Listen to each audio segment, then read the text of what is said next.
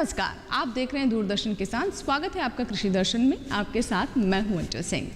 कृषि दर्शन आपका अपना कार्यक्रम, जिसके माध्यम से हमारी कोशिश होती है आप किसानों तक कृषि जगत से संबंधित तमाम नई जानकारियां पहुंचाएं, ताकि आप उनका उचित इस्तेमाल कर अपनी आय में वृद्धि कर सकें। हमेशा की तरह कार्यक्रम की शुरुआत होगी विज्ञान और किसान से, इसके बाद बात करेंगे कृषि स्टार्टअप की और अंत में दिखाएंगे फार्मिंग इंडिया। तो चलिए शुरुआत करते हैं आज के अंक की।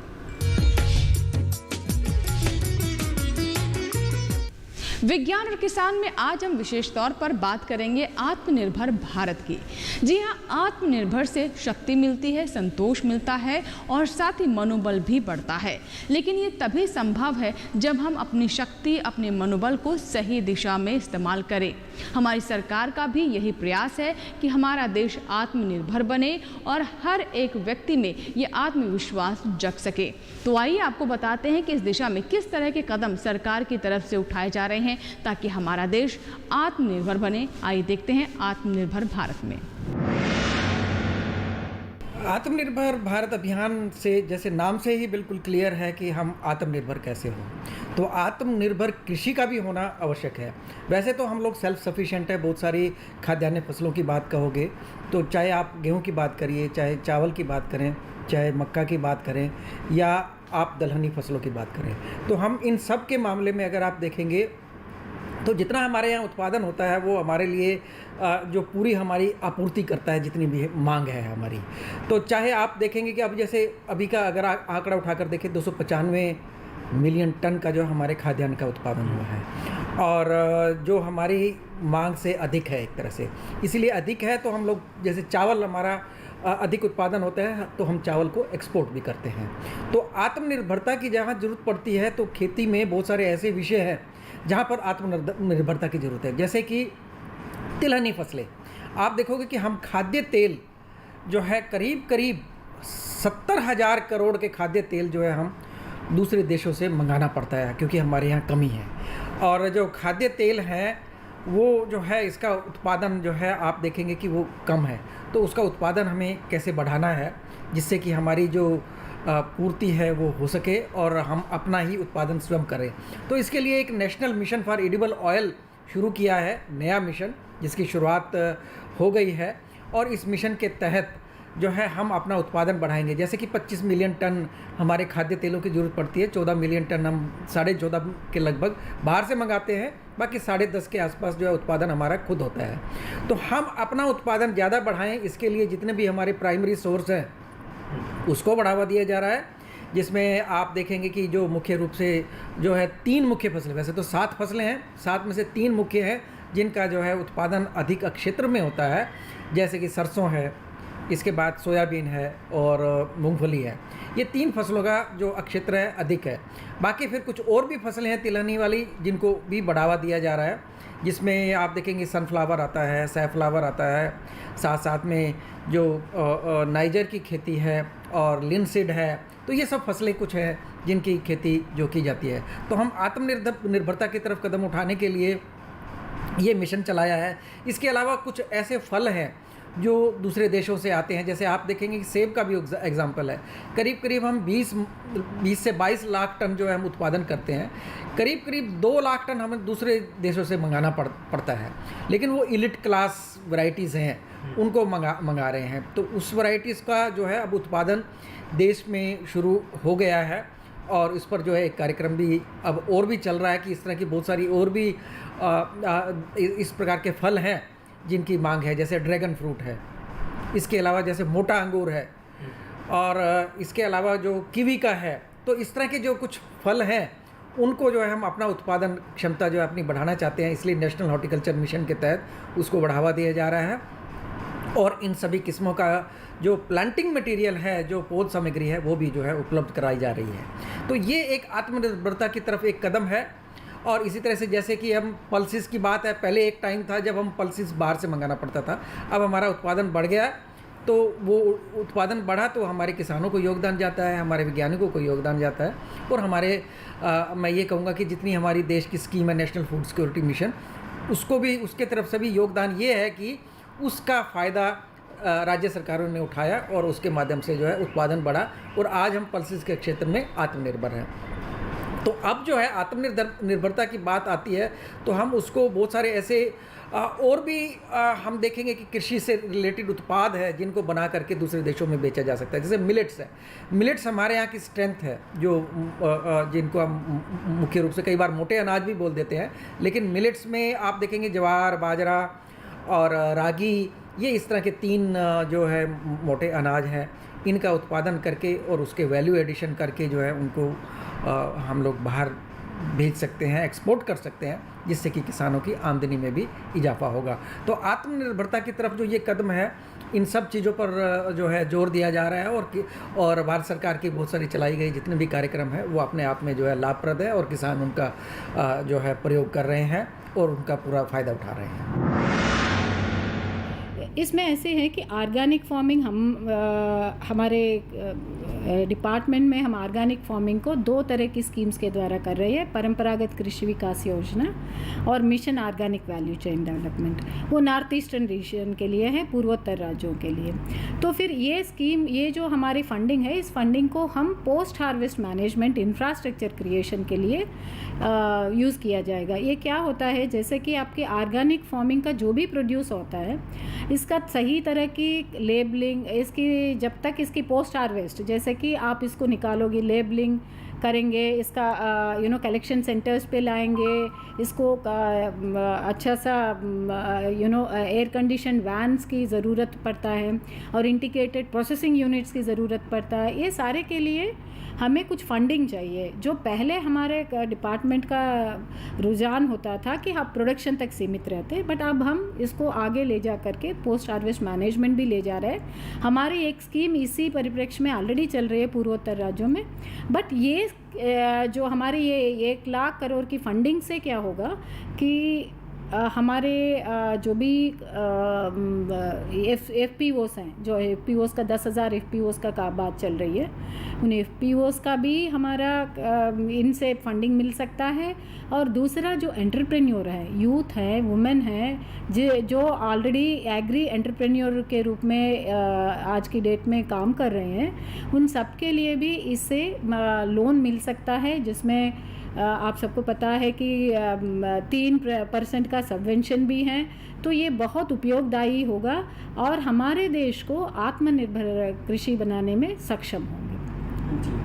और जैविक खेती से कितना किसानों को लाभ हो सकता है मैडम? जैविक खेती में देखिएगा, आज की डेट में हमारे जैविक खेती में लगभग 6 लाख हेक्टेयर हम परंपरागत कृषि विकास योजना में कवर किए हैं और लगभग 1 लाख हेक्टेयर जो है हम MOVCDNER पूर्वोत्तर राज्यों में किए हैं। तो उसी में मैं कह रही हूँ कि जहाँ से वहाँ तो प्रोडक्शन अच्छी तरह हो रहा है। जैसे आपके पूर्वोत्तर राज्यों में देखेंगे तो आपका स्पाइसेस का बहुत अच्छा है, पाइनएप्पल का अच्छा है और चिलीज़ का अच्छा है। और यहाँ पे PKVY के अंतर्गत भी आपका सीरियल्स, पल्सेस और वेजिटेबल्स का, फ्रूट्स का अच्छे हैं। बट जब तक वो प्रोसेसिंग नहीं होगा या नहीं होगा, इसका हम लाभ उठा नहीं पाएंगे। तो इस वजह से हमें ये जो भी आपकी फंडिंग आई है, इस फंडिंग से एग्री एंटरप्रेन्योर फार्मर्स जितने लोग, माने 6 लाख है तो आपकी देख लीजिएगा, तो लगभग मेरे ख्याल से जितने एंटरप्रेन्योर्स आ सकते हैं सबको लाभदायी होगी ये चीज़।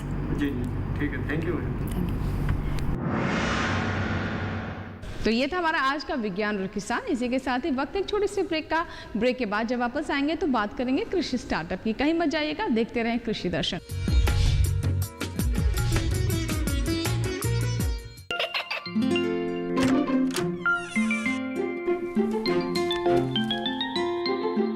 ये क्या हो रहा है? काशवी, इतने कम मार्क्स? काशू बेटा पढ़ा करो, पढ़ोगी नहीं तो आगे कैसे बढ़ोगी? मम्मा मैं भी तो आपसे यही कहना चाहती हूँ, पढ़ा करो। आप पढ़ोगे नहीं तो आगे कैसे बढ़ोगे? मतलब? वो देखो, सिर्फ बैक पर छपा ऑर्गेनिक नहीं, ऑर्गेनिक का निशान पहचानिए। PGS ऑर्गेनिक का ये लोगो उन किसानों की पहचान है जो आज भी परंपरागत विधि से रसायन मुक्त खेती कर आपके लिए शुद्ध फसल उपजा रहे हैं। अब समझे मम्मा, अगर मैं प्योर ऑर्गेनिक फूड नहीं खाऊंगी तो अच्छे मार्क्स कहाँ से लाऊंगी? अच्छा बच्चों, जैविक खेती की इस मुहिम को आगे बढ़ाइए, शुद्ध ऑर्गेनिक अपनाइए।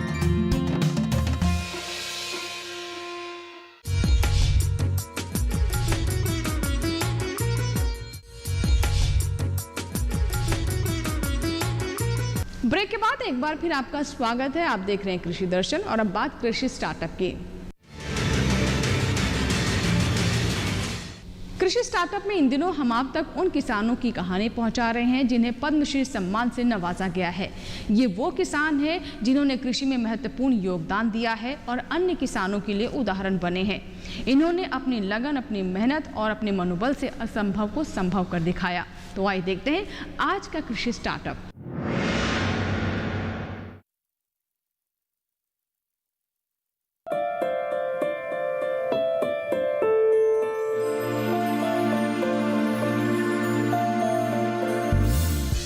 पता नहीं कब और कैसे ऐसा हुआ कि कमल सिंह चौहान के भीतर ये बात बैठ गई कि उन्हें कुछ ऐसा काम करना है जिससे देश उन्हें जानने लगे। कहते हैं कि बहादुरों का भाग्य भी उनका साथ देता है। कमल सिंह चौहान ने एक बेहद गरीब और किसान परिवार में जन्म लेने के बावजूद एक बड़ा सपना देखा था, कुछ ऐसा करने का सपना जो उन्हें देश में एक नाम और पहचान दिला सके।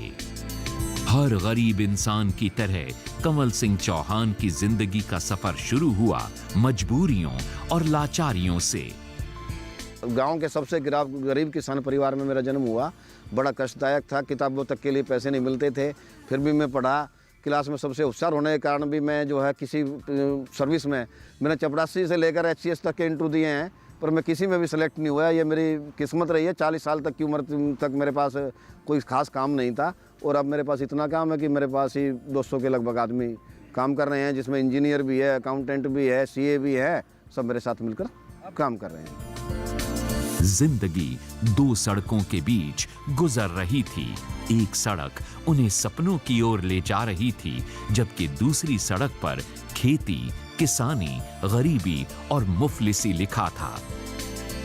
गरीब इंसान के पास चुनाव करने के लिए ज्यादा विकल्प नहीं होते और इन विकल्पों को सीमित किया उनके जीवन में घटी एक घटना ने।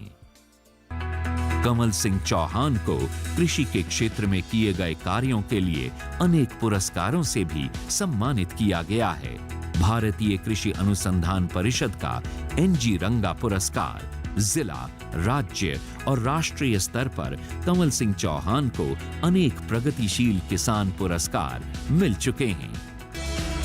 कमल सिंह चौहान का मानना है कि खेती आज भी ऐसा व्यवसाय है जिसमें सबसे ज्यादा रोजगार पैदा किया जा सकता है। बस हमें खेती को फायदेमंद बनाना होगा और इसके लिए वो एक दिलचस्प सुझाव भी देते हैं। आज कमल सिंह चौहान अपने सपनों को सच कर पाए हैं तो महज इसलिए क्योंकि उनके पास उन्हें पूरा करने का जज्बा था। संसाधन न होते हुए भी उन्होंने अपनी हिम्मत और लगन से ये साबित किया कि कामयाबी पर किसी का एकाधिकार नहीं हो सकता। वो हर उस इंसान को मिलती है जो सपने देखता है और कभी भी हार नहीं मानता। वक्त एक छोटे से ब्रेक का।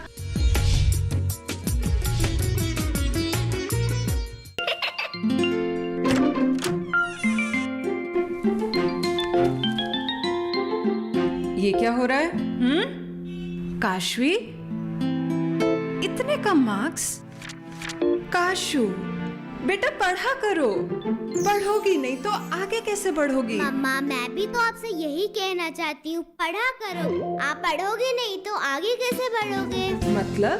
वो देखो, सिर्फ बैक पर छपा ऑर्गेनिक नहीं, ऑर्गेनिक का निशान पहचानिए। PGS ऑर्गेनिक का ये लोगो उन किसानों की पहचान है जो आज भी परंपरागत विधि से रसायन मुक्त खेती कर आपके लिए शुद्ध फसल उपजा रहे हैं। अब समझे मम्मा, अगर मैं प्योर ऑर्गेनिक फूड नहीं खाऊंगी तो अच्छे मार्क्स कहाँ से लाऊंगी? अच्छा बच्चों, जैविक खेती की इस मुहिम को आगे बढ़ाइए, शुद्ध ऑर्गेनिक अपनाइए।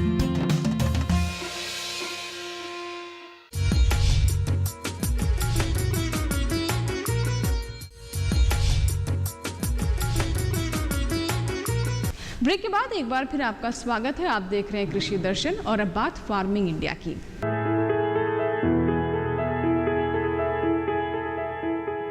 जैसा कि वित्त मंत्री द्वारा चालू वर्ष के केंद्रीय बजट में घोषणा की गई है, भारतीय रेलवे द्वारा 7 अगस्त 2020 को सुबह 11 बजे देवलाली और दानापुर के बीच देवलाली से पहली किसान रेल को शुरू किया गया। केंद्रीय कृषि एवं किसान कल्याण, ग्रामीण विकास और पंचायती राज मंत्री श्री नरेंद्र सिंह तोमर और केंद्रीय रेल व वाणिज्य एवं उद्योग मंत्री श्री पीयूष गोयल द्वारा वीडियो कॉन्फ्रेंसिंग के माध्यम से इस ट्रेन को हरी झंडी दिखाई गई। आज से लगभग 150 साल पहले बोरीबंदर से थाना पहली रेलगाड़ी चली थी 1853 में। आज 2010 में माननीय प्रधानमंत्री श्री नरेंद्र मोदी जी का सपना की शुरुआत रेलगाड़ी किसानों की सेवा में लगे का सुनहरा मौका आज हम सबके सामने है। मैं माननीय प्रधानमंत्री नरेंद्र मोदी जी का दिल से धन्यवाद करना चाहूँगा कि उन्होंने हमें मार्गदर्शन दिया, प्रेरणा दी और अलग अलग समय पर सुझाव देके इस पूरे प्रोजेक्ट को आज एक पायलट के रूप में लॉन्च करने तक एक प्रकार से देश के किसानों के सम्मान में भारतीय रेल भी उतर आए, वो सुनिश्चित किया। मुझे याद है पिछले वर्ष जब पीएम किसान की घोषणा हुई थी, जिसके तहत 6,000 रुपये हर वर्ष हर किसान को मिलने का कार्यक्रम शुरू हुआ, तब भी मेरा कृषि मंत्रालय के साथ बहुत संबंध रहता था, बहुत विचार विमर्श होता था और मैं समझता हूँ भारतीय किसान की सही माने में इनकम को, उनकी आय को दुगने करने के लिए जिस प्रकार से माननीय तोमर जी के नेतृत्व में कृषि विभाग काम कर रहा है, ये सराहनीय है और हम सब के लिए बहुत प्रेरणा का विषय है। माननीय प्रधानमंत्री जी का मानना है कि देश की प्रगति का इंजन भारतीय रेलवे होना चाहिए। मैं समझता हूँ कोविड के समय भारतीय रेलवे और हमारे किसान दोनों ने मिलकर जिस प्रकार से देश में सुनिश्चित किया कि कोने कोने तक कभी भी किसी को कोई वस्तु की कमी नहीं हो, भारतीय रेल के माध्यम से फूड ग्रेन की जो सप्लाई है वो दुगनी हुई गत 4 महीनों में, दुगने, और देश के कोने कोने तक दूध जाना, फल जाने, अलग अलग प्रकार से किसी को कमी ना होने पाए, इसको जो सुनिश्चित किया, इसके लिए मैं सभी कृषि मंत्रालय और रेल मंत्रालय के हमारे लाखों कर्मचारियों का धन्यवाद करना चाहूँगा। माननीय प्रधानमंत्री जी के नेतृत्व में बहुत सारे अहम कदम उठाए गए हैं। किसानों को एक प्रकार से वर्षों के बंधन से मुक्त करने वाले कदम जो माननीय प्रधानमंत्री जी ने देश के समक्ष रखे हैं, मैं समझता हूँ कि आगे चल के भारत का किसान आत्मनिर्भर भी होगा, समृद्ध भी होगा और आगे चल के देश की भी पूरी तरीके से सेवा करेगा। पूरे विश्व में भारत के किसान का सामान पहुंचेगा, कोने कोने तक आराम से पहुंचेगा और राम जन्मभूमि के भूमि पूजन के पावन अवसर के बाद किसानों को भी आराम मिले। मैं समझता हूँ ये हम सब के लिए बहुत बहुत खुशी की बात है कि आराम से उनका सामान देश भर में पहुंचे। आगे चल के इस प्रयोग को और तेजी से देश भर में बढ़ाएंगे और जब कश्मीर से कन्याकुमारी तक कश्मीर का सेफ जाने की स्थिति तक हम पहुंचा पाएंगे, मेरा विश्वास है उस दिन माननीय प्रधानमंत्री श्री नरेंद्र मोदी जी इस देश को संबोधन करके उस कार्यक्रम को शोभा करेंगे। ऐसा मैं उनसे और तोमर जी हम दोनों उनसे अनुरोध करके कश्मीर से कन्याकुमारी तक किसान रेल के माध्यम से सेफ पहुँचे।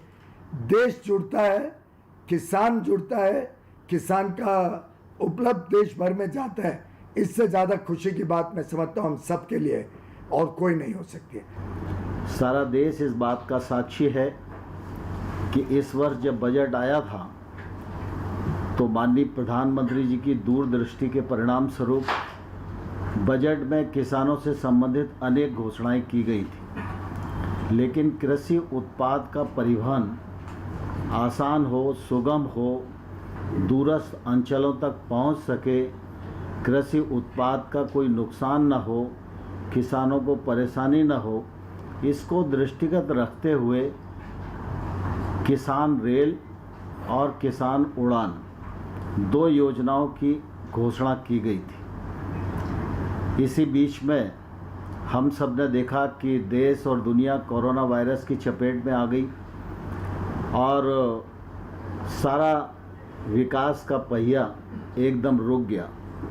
लेकिन मुझे इस बात का गर्व भी है और प्रसन्नता भी है कि देश के किसान ने कोरोना वायरस के इस संकट में कृषि के काम को बिल्कुल भी प्रभावित नहीं होने दिया। बहुत प्रतिकूलताएं थी, बहुत भय था, वैक्सीन नहीं थी, लेकिन इसके बावजूद भी फसल की कटाई पूरी हुई, उपार्जन का काम पूरा हुआ। ग्रीष्म ऋतु और खरीफ की बुआई में पिछले साल से अधिक काम हुआ है और किसान ने एक तौर से ये सिद्ध कर दिया कि कैसी भी प्रतिकूलता हो, लेकिन किसान का परिश्रम किसानी को कभी भी प्रभावित नहीं होने देगा। और मुझे इस बात की भी प्रसन्नता है कि जब लॉकडाउन था और सारे देश की आवाजाही बंद थी, आवाजाही न होने के कारण कृषि उत्पाद इधर से उधर नहीं जा पाएगा तो खाद्यान्न की समस्या खड़ी हो सकती है। ऐसे समय में रेल मंत्रालय ने अपनी जिम्मेवारी को बखूबी संभाला और मुझे कहते हुए प्रसन्नता है कि 4610 ट्रेन 96 रूटों पर संचालित की और उसी का परिणाम है कि पूरे देश में कहीं भी खाद्य पदार्थों का कोई संकट खड़ा नहीं हुआ। इसके लिए मैं रेल मंत्री पीयूष गोयल जी और उनकी पूरी टीम को हृदय से बहुत बहुत धन्यवाद देता हूं। उनका इस मौके पर अभिनंदन करना चाहता हूं कि रेल मंत्रालय ने देश की इस संकट की घड़ी में एक बड़ी सेवा की है। बजट के पश्चात निश्चित रूप से यह प्रयत्न होता है कि जो घोषणाएं हुई हैं उनको मूर्त रूप दिया जा सके, लेकिन वायरस का संकट था इसलिए बाकी कामों में रेल मंत्रालय लगा था। लेकिन आज प्रधानमंत्री जी की घोषणा के अनुरूप किसान रेल का शुभारंभ हम लोग करने जा रहे हैं और पूरा देश इसका साक्षी बन रहा है। यह किसान रेल निश्चित रूप से कृषि उत्पाद को एक स्थान से दूसरे स्थान तक ले जाने में सस्ते किराए में सफल होगी और किसान को उसके उत्पादन का उचित मूल्य मिल सकेगा। पूरा देश इस बात के लिए प्रयत्नशील है माननीय प्रधानमंत्री नरेंद्र मोदी जी के नेतृत्व में कि किसान की आमदनी 2022 तक दोगुनी होनी चाहिए और उसके लिए भिन्न भिन्न प्रकार के प्रयास किए जा रहे हैं। जो कानूनी बदलाव किए जाने चाहिए, नए कानून बनाए जाने चाहिए, किसानों पर टैक्स ख़त्म होना चाहिए, किसानों को आज़ादी मिलना चाहिए। इस दिशा में भी प्रधानमंत्री नरेंद्र मोदी जी के नेतृत्व में काम हुआ है और एफपीओ का एक बड़ा अभियान पूरे देश में प्रारंभ हो रहा है। यह एफपीओ जब मूर्त रूप लेंगे तो किसान रेल की और सार्थकता हमारे देश में निश्चित रूप से सिद्ध होगी। और मुझे प्रसन्नता है कि जो रूट आज चुना गया है महाराष्ट्र से लेकर बिहार तक, यह रूट अत्यंत उपयोगी है और हम सब लोग हमेशा हर बार इस बात की चिंता करते हैं कि नासिक में प्याज बहुत है, लेकिन देश के तमाम सारे दूरस्थ इलाके हैं जहाँ प्याज बहुत महंगी हो जाती है, उसके हाय पूरे देश में होती है। कई बार ऐसी परिस्थिति हो जाती है कि प्याज के दाम घट जाते हैं। इसका एक मूल कारण यह भी है कि परिवहन के उतने साधन नहीं होना। ऐसी परिस्थितियों में किसान को उसका उचित मूल्य मिल सके और उपभोक्ता को हर जगह खाद्य सामग्री की उपलब्धता हो सके और विशेष रूप से फल हैं, सब्जियां हैं, फूल हैं, जो एकदम कम अवधि वाले उत्पाद हैं, इनके लिए तो यह किसान रेल रामबाण सिद्ध होगी। आने वाले कल में किसान को समृद्ध बनाने के दृष्टि से यह मील का पत्थर साबित होगी।